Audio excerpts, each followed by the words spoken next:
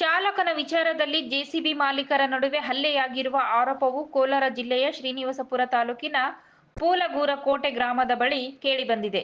ಮಧು ಎಂಬುವವನು ಪೂಲಗೂರಕೋಟೆ ಗ್ರಾಮದ ಹೊರವಲಯದ ತೋಟದಲ್ಲಿ ಮನೆ ಕಟ್ಟಿಕೊಂಡು ವ್ಯವಸಾಯದ ಜೊತೆಗೆ ಜೆಸಿಬಿ ಹಾಗೂ ಟ್ರ್ಯಾಕ್ಟರ್ಗಳ ವ್ಯವಹಾರ ಮಾಡಿಕೊಂಡು ಜೀವನ ಸಾಗಿಸುತ್ತಿದ್ದ. ಈ ಮಧು ಎಂಬುವವನ ಜೆಸಿಬಿಗೆ ಆಂಧ್ರ ಪ್ರದೇಶದ ಮೂಲದ ವ್ಯಕ್ತಿ ಹಲವು ವರ್ಷಗಳಿಂದ ಚಾಲಕನಾಗಿ ಕೆಲಸ ಮಾಡುತ್ತಿದ್ದ. ಕೆಲವು ದಿನಗಳ ಹಿಂದೆ ಕೂಲಗುರ್ಕಿ ಗ್ರಾಮದ ಮೋಹನ್ ಮಾಲೀಕತ್ವದ ಜೆಸಿಬಿಗೆ ಚಾಲಕನಾಗಿ ಕೆಲಸ ನಿರ್ವಹಿಸಿ ಹಣಕಾಸಿನ ವ್ಯವಹಾರವಾಗಿ ಕೆಲಸ ಬಿಟ್ಟು ಪುನಃ ನಮ್ಮ ಜೆಸಿಬಿಗೆ ಚಾಲಕನಾಗಿ ಕೆಲಸ ನಿರ್ವಹಿಸುತ್ತಿದ್ದು, ಈ ವೇಳೆ ಜೆಸಿಬಿ ಚಾಲಕ 2,000 ರೂಪಾಯಿ ಹಣ ಕೊಡಬೇಕು ಎಂದು ಮೋಹನ್ ಚಾಲಕನನ್ನು ಕೇಳಿದಂತಹ ವೇಳೆ ಮಧು ಆ ಹಣವನ್ನು ನಾನು ಕೊಡುತ್ತೇನೆ ಎಂದು ಹೇಳಿದ್ದಾರೆ. ಆ ಸಮಯದಲ್ಲಿ ಹಣ ಬೇಡ ಎಂದು ವಾಪಸ್ಸು ಹೋಗಿದಂತಹ ಮೋಹನ್ ಫೆಬ್ರವರಿ 17ರ ರಾತ್ರಿ ಏಕಾಏಕಿ 13 ಜನರ ಗುಂಪು ಕಟ್ಟಿಕೊಂಡು ರಾತ್ರಿ ವೇಳೆ ನಮ್ಮ ಮೇಲೆ ಹಲ್ಲೆ ಮಾಡಿದ್ದಾನೆಂದು ಮಧು ಆರೋಪಿಸಿದ್ದಾರೆ. ಈ ಬಗ್ಗೆ ರಾಯಲ್ಪಡು ಪೊಲೀಸರಿಗೆ ದೂರು ನೀಡಿ ಸೂಕ್ತ ಭದ್ರತೆಗೆ ಮನವಿ ಮಾಡಿದ್ದಾರೆ.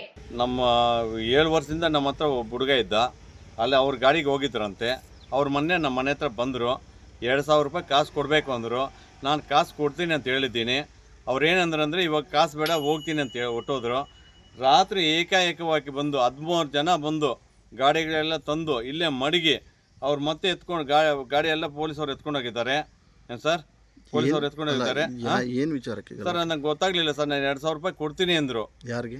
ಅವ್ರಿಗೆ, ಮೋಹನ್ ಕುಮಾರ್ಗೆ ನೀವೇನು ಕೊಡಬೇಕು ಅವ್ರಿಗೆ? ಯಾಕಂದರೆ ನಮ್ಮ ಹತ್ರ ಕೆಲಸ ಮಾಡ್ತಾ ಇದ್ದಾನಲ್ಲ ಜೆಸಿಬಿ ಆಪ್ರೇಟ್ರು, ಅವ್ನು ಸಾಲ ಇದ್ದಾನೆ ಅಂದಕ್ಕೋಸ್ಕರ ಆತನಿಗೆ ನಾನು ಕಾಸು ಕೊಡ್ತೀನಿ ಅಂತ ನಾನು ಹೇಳಿದ್ದೀನಿ. ಇವಾಗ ಕಾಸು ಒದ್ದಪ್ಪ ಪೋತಾಮಂತ ಹೊಟ್ಟೋದ್ರು ಅವರು. ಸರ್ ಆಯ್ತು ಅಂತ ಸುಮ್ಮನೆ ಇದ್ವಿ.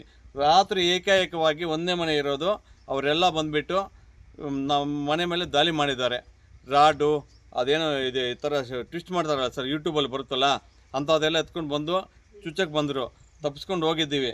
ನಮ್ಮ ಹೆಂಗಸರಿಗೂ ಏಟು ಬಿದ್ದಿದೆ ನೋಡಿ, ನನ್ನ ಕಾಲಿಗೆ ಎಲ್ಲ ಏಟು ಬಿದ್ದಿದೆ. 13 ಜನ ಬಂದು 4 ಜನ ಹಿಡ್ಕೊಂಡು ಮಿಕ್ಕಿದವರೆಲ್ಲ ಚೆನ್ನಾಗಿ ಹೊಡೆದು ಹೋಗೋರು. ರಾತ್ರಿ ಪೊಲೀಸವ್ರು ಬಂದಿದ್ದರು. ಪೊಲೀಸ್ ಜೀಪ್ ಬರೋಷ್ಟೊತ್ತಿಗೆ ಇವರು ಓಡ್ಬಿಟ್ಟು ಸರ್ ಇಲ್ಲಿಂದ. ಪರ್ಸ್ನಲ್ ಆಗಿ ನಮ್ಗೇನು ಗಲಾಟೆ ಇಲ್ಲ ಸರ್.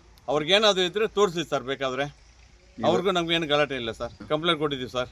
ನಮಗೆ ನ್ಯಾಯಕ್ಕೆ ದೊರಸ್ಕೊಡ್ಬೇಕು. ಮತ್ತು ಇನ್ನೊಂದು ಏನಂದರೆ, ಇವಾಗ ಒಂಟಿ ಮನೆಯಲ್ಲಿದ್ದೀವಿ ನಾವು. ನಮಗೆ ಮತ್ತೆ ಅವ್ರು ಈ ಥರ ಬಂದು ಏನಾದರೂ ಮಾಡಿದ್ರೆ ನಮಗೆ ಯಾವ ಥರ ಜವಾಬ್ದಾರಿ ಏನಿರಬೇಕು ಅಂತ ನೀವು ನ್ಯಾಯ ದೊರಸ್ಕೊಡಿ ಸರ್, ಸಾಕು.